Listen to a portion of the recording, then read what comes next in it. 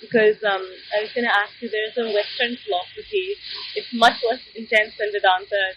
I'm sure you've heard of it, YOLO, which you only live once, which Yes. is this was like trending when I was in my college, and this basically means, right, do whatever the hell you want to. You can have fun, you can do whatever you want because you're not going to live again. So it doesn't matter, right? So what do you say in your defense or in Vedanta's defense for that? It's entirely wrong because it's not going to go away. The idea that you live only once, that idea comes from the unexamined presupposition that I, this conscious sentient being, am somehow a product of this particular body, especially the nerve of the brain and the nervous system. It's generating consciousness in some way, sentience in some way, and lo and behold, I'm this guy or this person. And when this body dies, clearly the brain will die, clearly the nervous system will die. So it will not produce me anymore, and I'm gone forever. But then there is this unexamined assumption. Is it true that I, this conscious being, am a product of material processes in this living body? Once the body dies, those processes come to a halt and I'm gone. Is it true? And it so happens that this is the big, so-called hard problem of consciousness. This is what, in the cutting edge of consciousness studies today, this is what researchers, neuroscientists, psychologists, philosophers of mind, even people in AI research, they are beginning to realize you can't reduce consciousness, sentience, down to material processes in the brain and the nervous system. In that case, my argument is that if the body dies, surely the brain will die, the nervous system will die, will perish. But if you can't reduce sentience, consciousness, brain and nervous system, what makes you so sure that the consciousness will not continue even after the death of this body?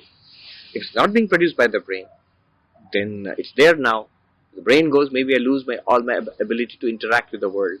It's like a doorway being shut, like the instrument failing. But that if the instrument fails, if the door is shut, doesn't mean I am gone forever. I could still very well be there, and I might get a new instrument with which to interact with the world. So when you say you live only once, it's a dangerously limiting philosophy, because I'm operating on the basis, do whatever I'm going to do now, and it won't affect anything because after all I'll be gone very soon. Well, suppose you won't be gone very soon, then in that case, whatever I'm doing now will be carried forward. Building that karma. We are building that karma, we are building those samskaras, those tendencies, which will be very difficult to fight against and undo 40 years down the line, 1 or 2 lives down the line also. That's true.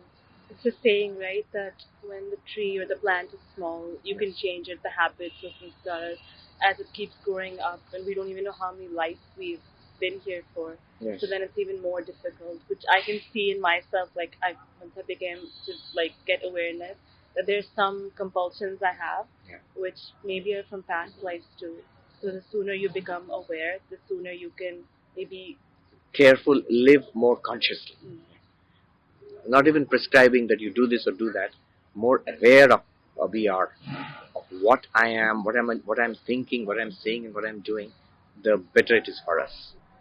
So this YOLO is not a new philosophy. It's a very ancient philosophy. In this land where we are sitting in India, there were this ancient school of materialists. They were called the Charvakas, and they had exactly the same philosophy: eat, drink, and make merry, because once the body is dead, it will be burnt and will never come back from the ashes.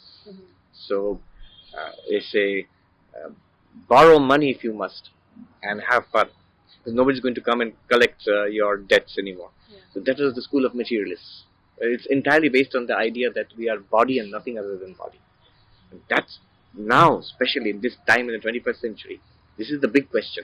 Are we really just the body, just the brain and the nervous system and nothing more? And who's asking this question? Not Vedantists, not Buddhists. The neuroscientists are asking this question. Philosophers of mind today are asking this question.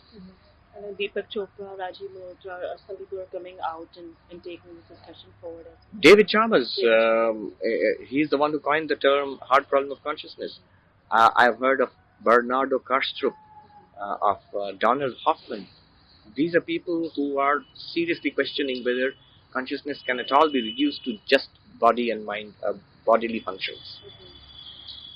I have a fun question for you, Swami Ji. You spent a lot of time in the Himalayas because you renounced as a monk and you took your vows.